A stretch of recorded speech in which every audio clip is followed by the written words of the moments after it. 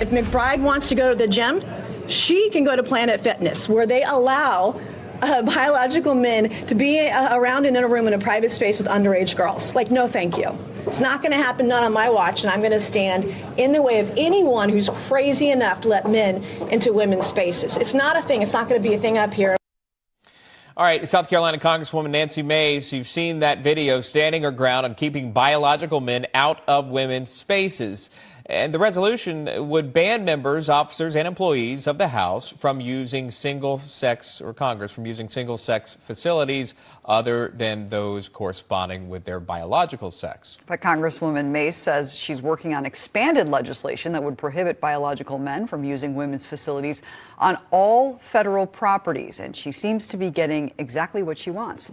In response to Mace's bill, House Speaker Mike Johnson is announcing a policy barring transgender women from women's bathrooms. The policy reading in part all single-sex facilities in the Capitol and House office buildings, such as restrooms, changing rooms, and locker rooms, are reserved for individuals of that biological sex. And for that, we'll bring in Julie Harris, the president of the National Federation of Republican Women. Arit Tratt is the co-chair of the Trump 47 Women's Leadership Coalition. Thank you both for being on. Arit, I'll start with you. So the Congresswoman fighting this one fiercely, it got a lot of traction, more than, I think, 6-8 million views online of that one specific soundbite. Then now you've seen the speaker come out and put rules in place. And Mace doesn't want to stop there. Your reaction? Congresswoman Mace and Speaker Johnson are exactly right. Look, my birthday's in a couple weeks. I'd love nothing more than to identify as 28 years old, but that's not reality. And neither is a biological man pretending to be a woman. This issue shouldn't even be controversial. We want to be compassionate and show sensitivity to all Americans, even those with alternative lifestyles. But over the past few years, the trans movement has felt increasingly aggressive and authoritarian, and it's starting to impact the security and safety of all Americans, women and children. And we all see what starts with bathroom demands doesn't end with bathroom demands. It touches every facet of American life, including women's sports. This is not targeting Representative McBride.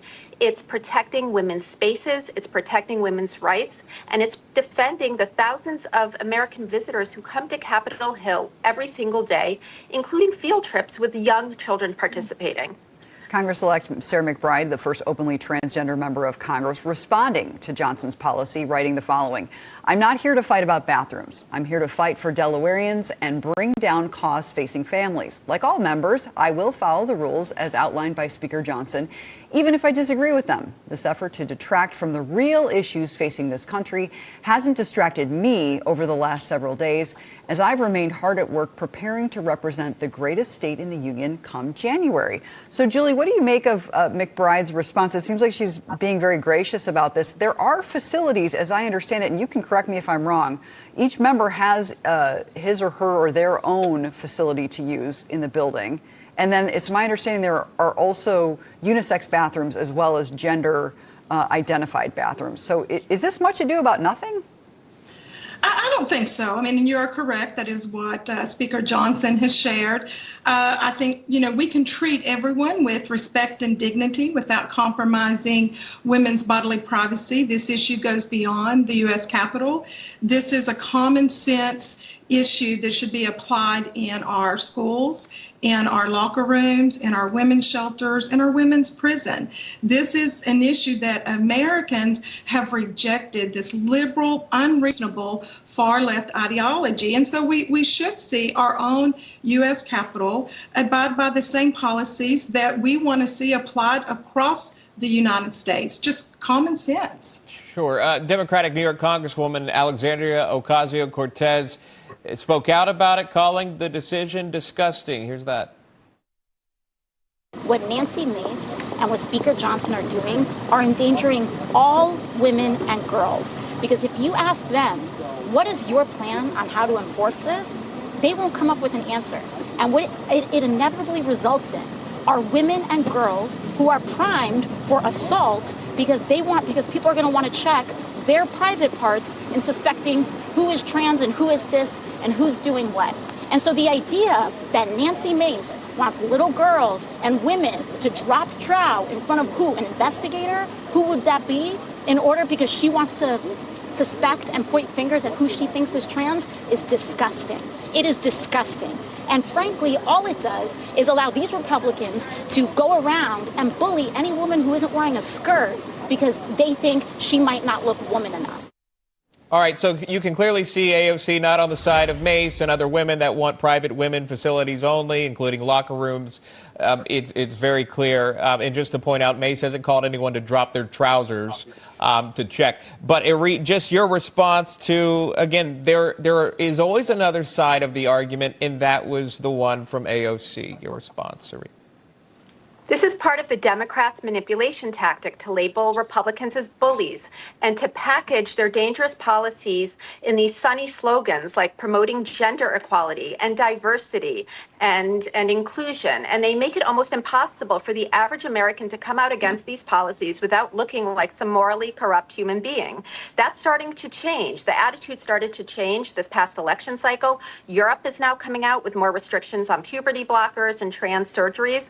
But for Democrats and the Democratic Party, the narrative remains the same. We see that with AOC and Gilberto Hinojosa, the former Democratic Party Texas chairman, came out and said Democrats lost this election partially due to their view on transgender issues and immigration. And what happened to him? He was roundly condemned by people in his own party and forced to resign a couple days later. So Democrats continue to live in their own echo chamber as the average American wakes up to the dangerous policies implemented by this party.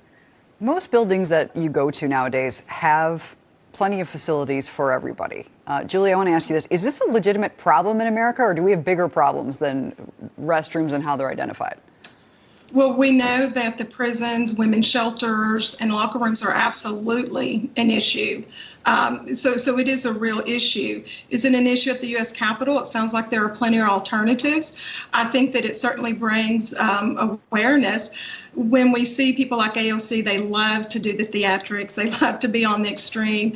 And I agree, the average American almost maybe they're quiet about how they feel because they don't want to come across as being bullying this demographic of our population, but they vote.